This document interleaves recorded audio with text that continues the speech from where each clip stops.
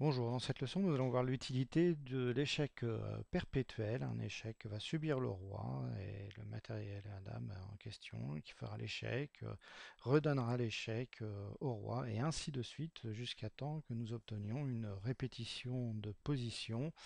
Au bout de la troisième répétition de position, nous obtiendrons la nulle et nous gagnerons un demi-point au lieu de perdre un point sur cette partie, car ici on peut se rendre compte que les blancs ont un avantage matériel de 27 points contre 19 pour les noirs. Donc sur ce diagramme, on peut s'apercevoir que la tour B1 a une belle position car elle contrôle la case F1, une case de fuite qu'aurait pu utiliser le roi pour venir se cacher derrière ses positions, mais là ce ne sera pas possible. Nous avons une dame assez active hein, qui attaque le pion H4, menace un échec direct avec sur le roi en H2. Donc si les noirs veulent au moins remporter un demi-point, ils sont obligés de jouer ce coup. Donc dame prend H4, échec au roi. La dame contrôle la quatrième rangée, elle contrôle la case G3, H3. La tour joue son rôle en F1, en contrôle de F1. Le roi n'a qu'une seule case de fuite, ne pouvant pas prendre la dame et ne pouvant pas interposer de matériel entre lui et la dame. Il ne peut que fuir en G2. La dame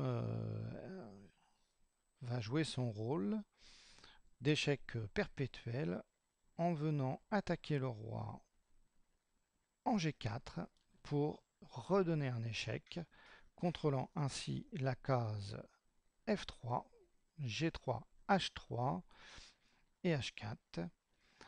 La tour garde bien précieusement la case F1.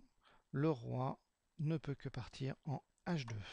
À ce moment-là, la dame va revenir en H4, donnant l'échec sur le roi H2 et ainsi de suite, ce que nous appelons l'échec perpétuel. Le roi, de toute façon, ne peut faire autre chose que fuir. La dame continue son petit parcours. On se perçoit hein, toujours le contrôle de la dame hein, avec les cases F3, G3, H3.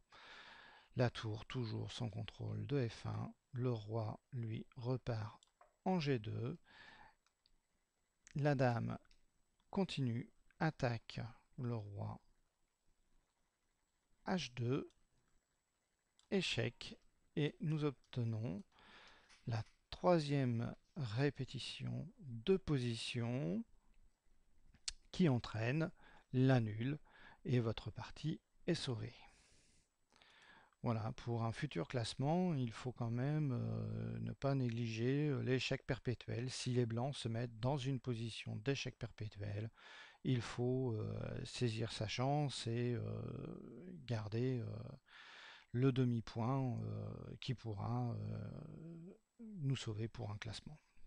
Voilà, j'espère que cette vidéo vous aura bien servi et que vous n'oublierez pas cela pour une future rencontre. Au revoir.